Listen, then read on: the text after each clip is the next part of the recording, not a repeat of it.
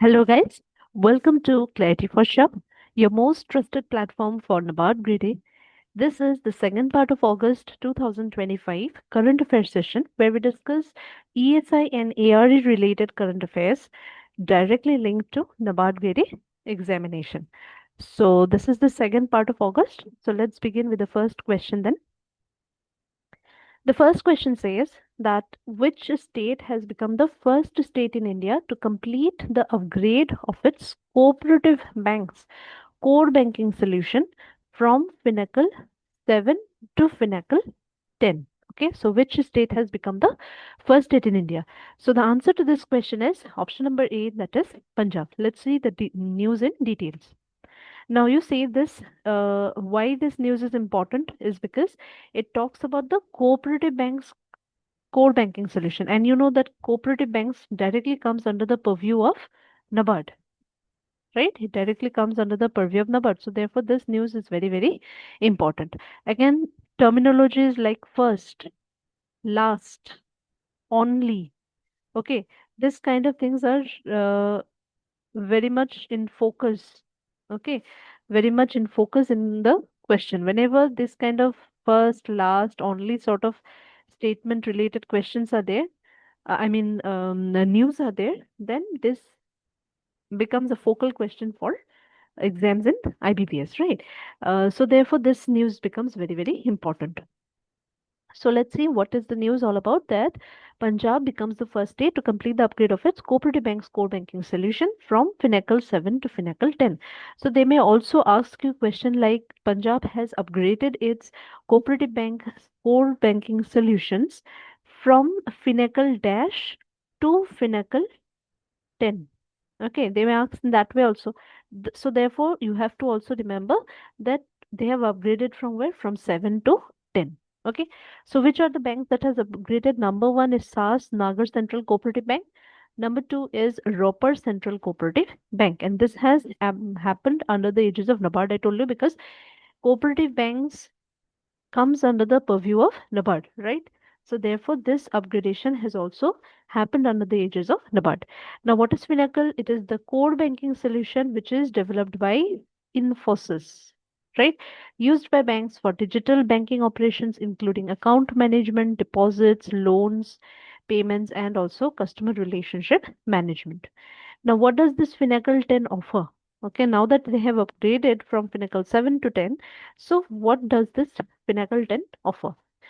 Cloud ready architecture for scalability, advanced cybersecurity features. Then also there is artificial intelligence powered analytics for customer service, faster transaction processing, and support for digital channels like mobile and internet banking seamlessly. So now that if now that these two cooperative banks, okay, SAS Nagar Central Cooperative Bank and Roper Central Cooperative Bank, now that they have upgraded into Finacle 10, so what will happen? That they will be able to offer services like internet banking, mobile banking, right? They can use this analytics for customer service. Cloud ready architecture will be available. Cybersecurity has been enhanced. Okay, so there will be faster transaction processing. So these advantages, these two the cooperative banks will get, right? Now, why this upgradation matters for the cooperative banks? Because you see, cooperative banks they operate deep in rural and semi-urban areas, which offers as the primary banking touch points for millions. So, when this upgradation to Finacle 10, it will enable what the cooperative banks to integrate UPI, AEPS, and also other digital services in compliance with RBI and other or and offer what personalized financial products. Okay, so there banking services will be enhanced, right? So when their banking services will be enhanced, customers will also be benefited, right? And there will be what financial inclusion. So I hope this news is clear. Let's move to question number two then. Consider the following statements about Pradhan Mantri Ujjwala Yojana. So here we have to consider the statements regarding Ujjwala Yojana and identify the correct ones. Okay. So statement A says scheme was initially launched in Bihar in the year 2017. Then statement B says rupees 300 subsidy per 14.2 kg cylinder is provided for a maximum of 12 refills per year. Statement C says what is the tagline of this Pradhan Mantri Ujjwala Yojana? That is Swachh Indhan Behtar G1. Okay. So which of these statements are correct? So answer to this question is option number E, that is none of the above. Now why none of the statements are correct? Let's see in the following slide. So the news was that government has approved the continuation of rupees 300 per LPG cylinder subsidy for the Ujjwala Yojana beneficiaries in the financial year 2025-26. So this subsidy of rupees 300 per LPG cylinder will be continued for the financial year 25-26. Okay. Let's talk about Pradhan Mantri Ujjwala Yojana then. It's a flagship social welfare scheme for deposit-free LPG connections. When was it launched? It was launched in May 2016. Okay, it was launched in May 2016 in from Balia, UP. So in the statement A, it was given 2017. Right. So therefore, statement A becomes wrong because it was launched in 2016 and not 17. And the second phase was launched in 2021. Which is the nodal ministry? Ministry of Petroleum and Natural Gas. What are the key features? Number one, deposit free LPG connection. Number two, financial support for stove purchase. Number three, 300 rupees subsidy for 14.2 kg cylinder, proportional for 5 kg, but maximum 9 refills. Okay, maximum 9 refills. So that is where the statement B becomes wrong, because in statement B it was given 12 refills maximum. It's not 12, it's 9. Then direct benefit transfer is also available. And what is the tagline of Ujjwala Yojana?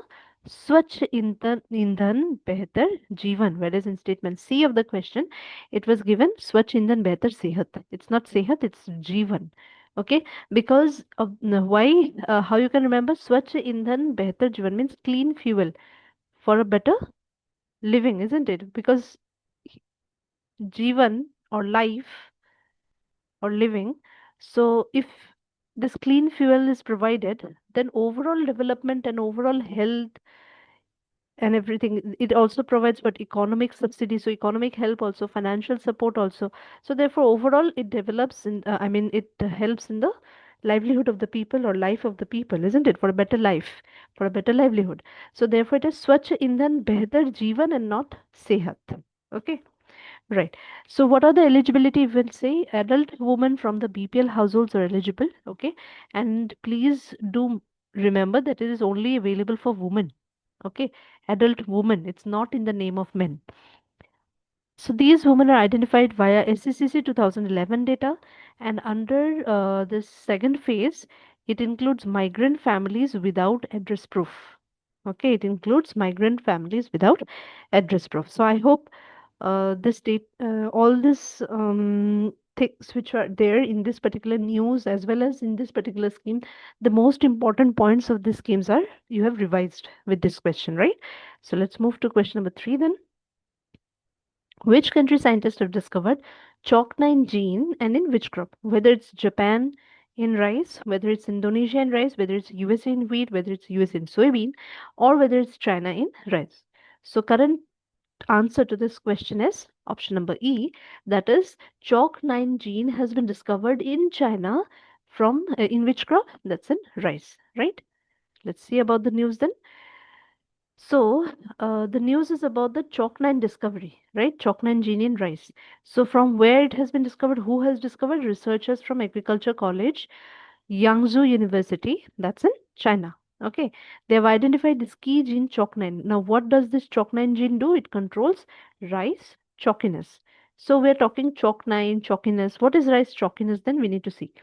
So, what is rice chalkiness? It is a characteristic that makes rice or paddy grains brittle and more prone to cracking when polished. Okay, so you've seen some broken rice and all, na? Why is it? It is because of the chalkiness. Okay, so that is the chalkiness, and because of the presence of this chalk9 gene, uh, this chalk9 gene helps to control that rice chalkiness. Okay, so breakthrough discovery that researchers have sequenced genomes of 175 rice varieties and they found a DNA segment on which chromosome? Chromosome number 9, okay, which is strongly linked with chalkiness. The segment regulates this DNA segment on chromosome 9. It regulates what? The chalk9 gene. Okay, so important is what? Chromosome 9 is important, right? Chromosome 9 is important. So DNA segment from this chromosome 9 has what? This chalk9 gene. Then varieties and breeding. So one is your chalk 9H, which is high chalkiness. It was dominant before 1990. Therefore, before 1990, what you will see, there will be more. There was more amount of broken grains in rice. Okay, why? Because of this chalk 9H.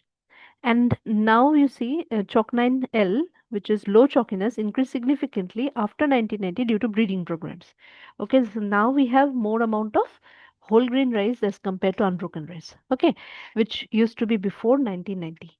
Right, so these are the two varieties, chalk 9H and chalk 9L. H is for high chalkiness, L is for low chalkiness. So we want low chalkiness so that we can have whole grains. Okay, that also you remember.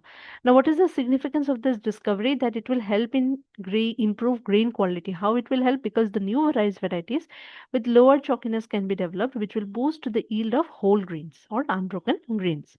How can it be economically beneficial? Because the higher rate of unbroken rice translates to better profits for the farmers and the millers. Then enhanced food value, that whole grains are more prized by consumers, which will improve both the marketability as well as the food quality. Okay, so this is about your chalk 9 in rice, which is discovered by the researchers from Hangzhou University, Agricultural College of Yangzhou University of China. Right? Okay. Next question number 4, let's see. So consider the following statements and identify the incorrect ones. We'll have to identify the incorrect ones, right?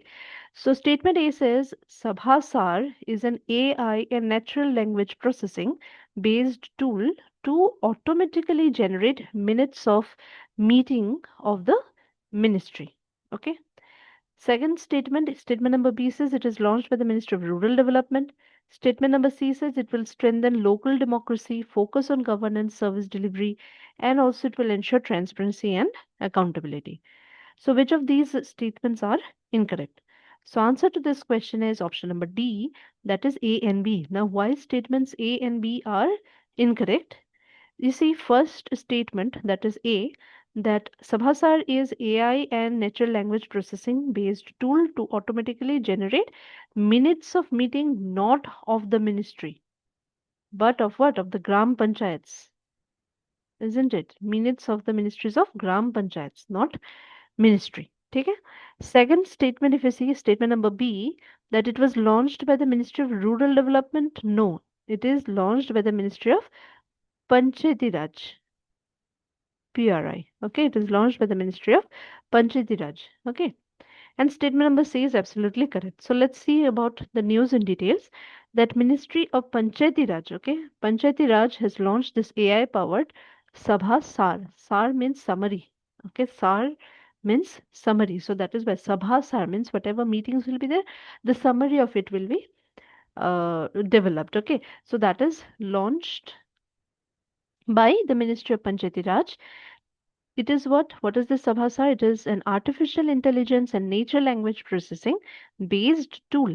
What will this Sabhasa do? It will automatically generate structured minutes of meeting from Gram Sabha. This one you see, from Gram Sabha and other Panchayat meeting audio and video recording. That is why statement A was wrong, because it is not the meetings related to ministry, rather it is the meetings of what Gram Sabha and other Panchayat meetings. Okay, from the audio and video recordings, this particular application will be able to, or this particular tool will be able to generate structured minutes of meetings.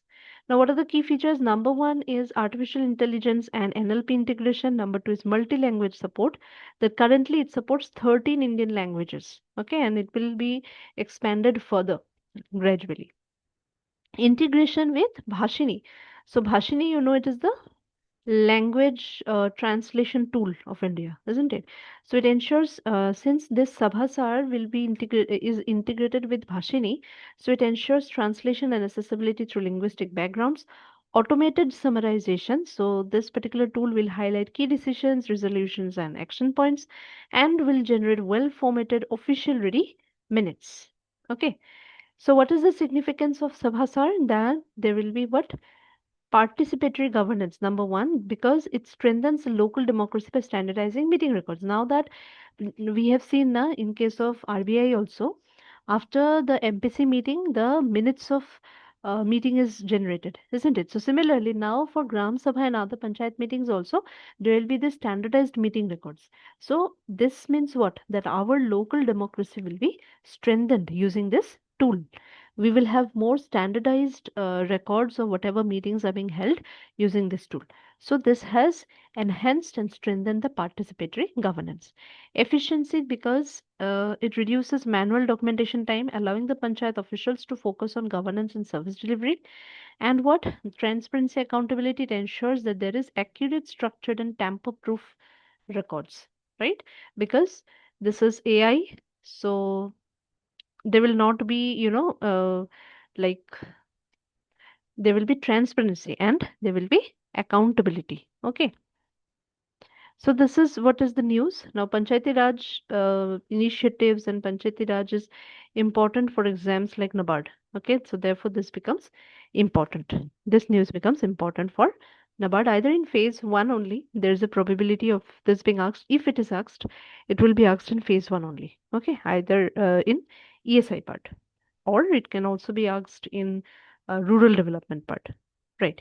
So this is the practice question for you. Okay.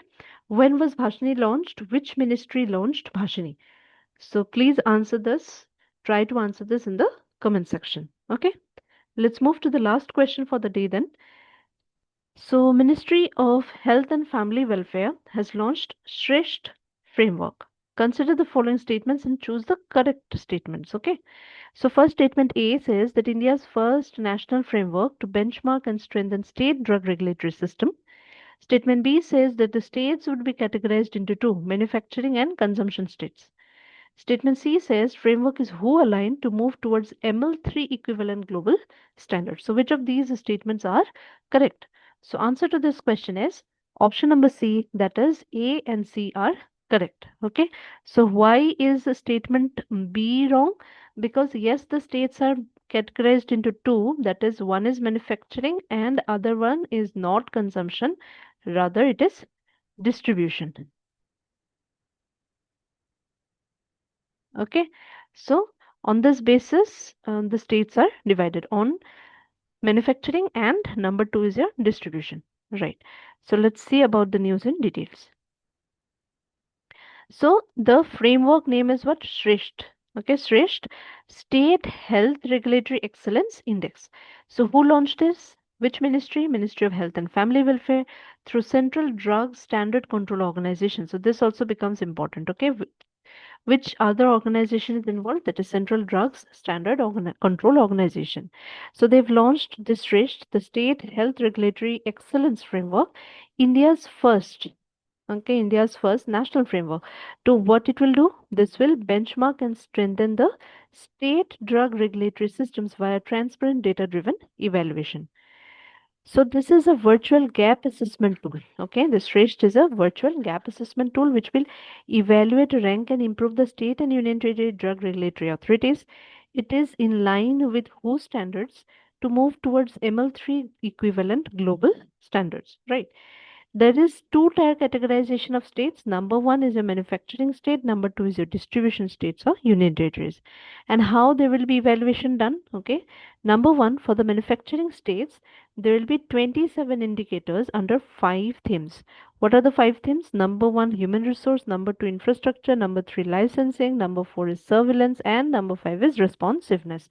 So under these five themes, there are 27 indicators which will assess the manufacturing states.